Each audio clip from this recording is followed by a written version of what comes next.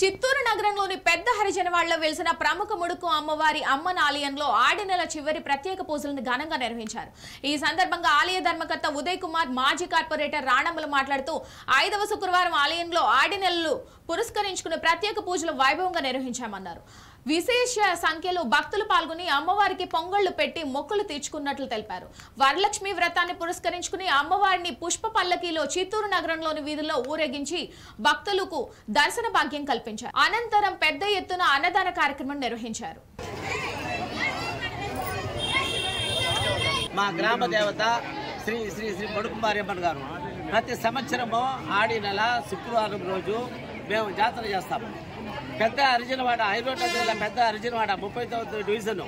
ఆ హరిజనవాడ చిత్తూరు గ్రామానికి సంబంధించింది.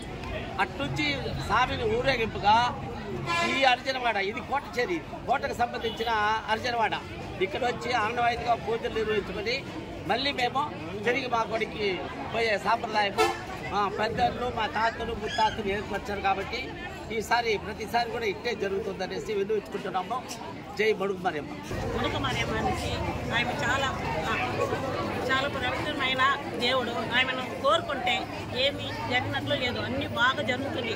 ఆయన గురించి చెప్పాలంటే ఇంకా ఎక్కువగా ఉంది.